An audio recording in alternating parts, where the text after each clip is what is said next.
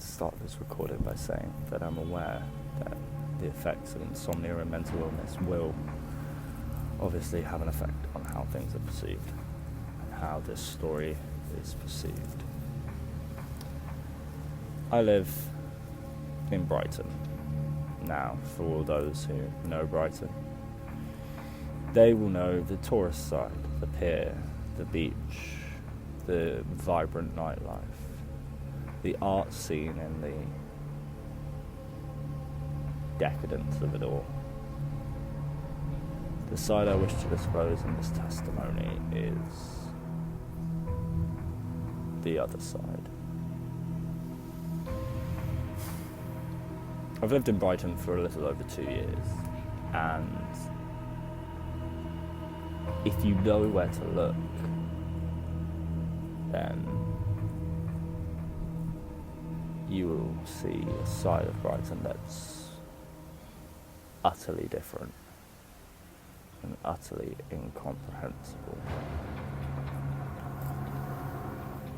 I would say that my first discovery of this particular side of Brighton occurred a little over a year ago,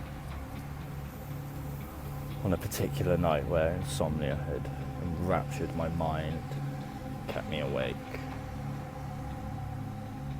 Now, as I said at the beginning, I'm aware of the effect that sleep deprivation can have on a mind and how it can cause hallucinations. Yet these entities that exist are not hallucinations. The best way to describe their presence is superimposed. It's quite shocking the amount that people will not pay attention to what's happening around them.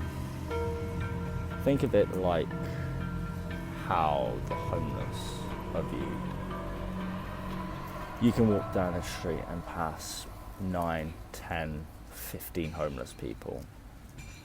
Some may ask you for change, but in reality they will just go overlooked. Much is the same with these entities. The first place I truly noticed them was in what Brightonians refer to as South Lanes. The streets are made of cobblestone, and it is like stepping into a completely different world, just off of North Street. There's a small alley which will take you straight into the heart of the lanes, which is bustling with shops and restaurants and pubs. But what they fail to see is when all of the shutters are down and the lights are off in the restaurants and everybody goes home or off into different parts of the town to seek their thrills, is what lurks behind after you leave.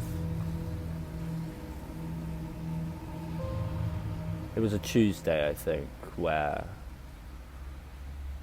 I had happened to have this bout of insomnia and found myself walking. Not entirely sure where I was walking. Then, out of the corner of my eye, deep hidden in the shadows, I noticed it. It was only a glimpse for a second. My sleep-deprived brain did what it does. It rectified it, justified it. It's probably nothing.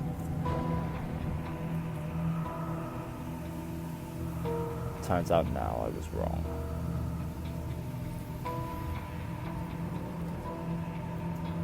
A few days later, I found that I began to have dreams about this thing out of the corner of my eye. It was just always there. I told my partner about it. She said, "It's probably just dreams, Jamie. You know how these things are. You with your mind." "Yeah," I said, "it's probably nothing." 2 weeks later, another bout of insomnia. I found that walking helped, at least in part. I find myself back at the entrance to the lanes, the entrance to a different world. And I don't know what I expected. There was a hand just there on the floor, the entrance, lit by a pool of light surrounded by total darkness. And if you've ever been to Brighton, finding a spot of total darkness is next to impossible, but there it was. It wasn't severed, but it wasn't attached. It was just there. And when I walked over to it, touched it, felt it, it was real. I didn't recognise the hand, and then I saw it again out the corner of my eye, like a shadow.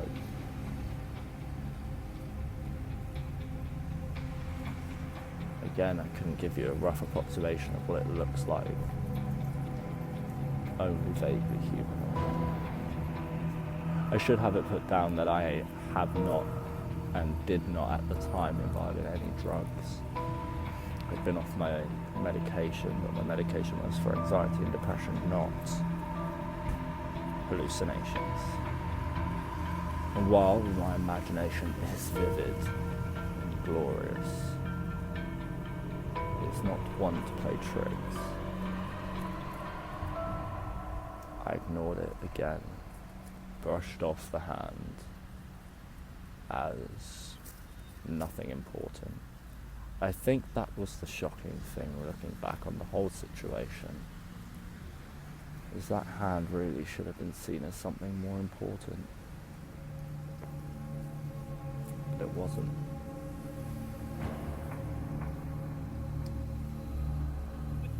I found myself walking past the drunks and the homeless, but always out of the corner of my eye, there it was. That vague humanoid figure. I go back home, the time must have been amounting to 4 or 5 a.m. and I passed out in my landing.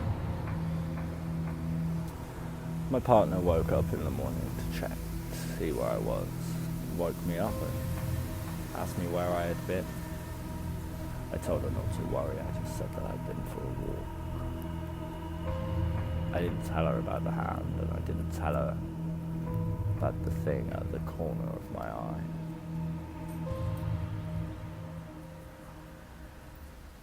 And then the dreams became more vivid. Dreams of carnage, dreams of desolation. Always. There was that vaguely humanoid figure. I started referring to him as the shadow man. Couldn't even tell whether or not it was a man or a woman or a child or a fully grown adult. But it was always there. If anything, I saw that thing more than I saw my own fucking shadow. Until one day I was walking again. I find myself back at the entrance to the different world. The South Lanes.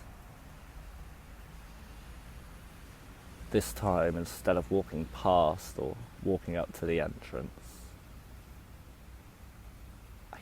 I walked in and let the darkness consume me. Then it approached me. It didn't speak, for it hadn't had no mouth. It didn't feel like anything. So insubstantial. But it was in front of me, and it communicated somehow.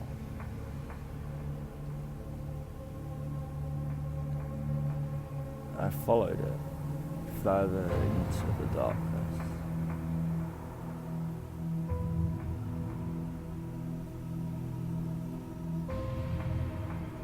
Somehow, whilst never speaking, it seemed to be able to communicate with me perfectly.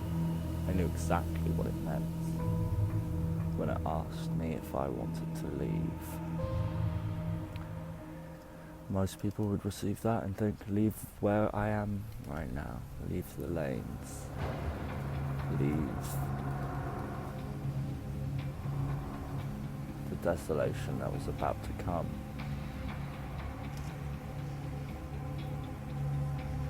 I cried, for it showed me things, the world,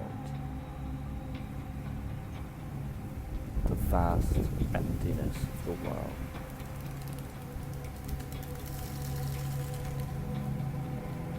This isn't a prophecy of Armageddon, this is just the actual facts of it. And then it asked me if I would like to die,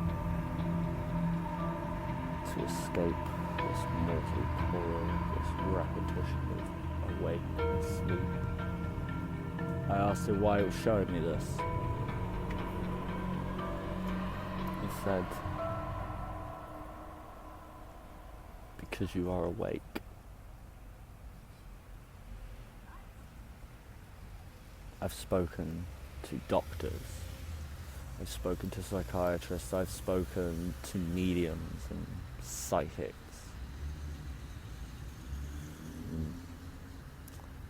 Nobody knew. Suffice it to say, I turned and I walked away.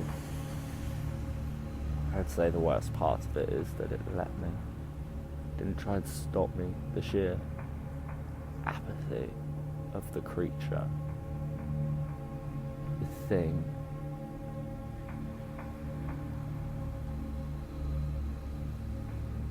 And then, as I exited back onto North Road, or North Street, or whatever it's called,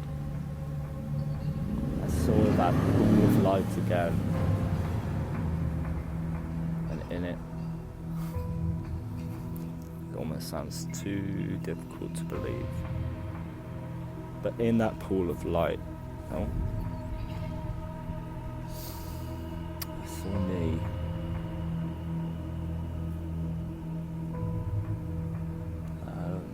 If I became the Shadow Man,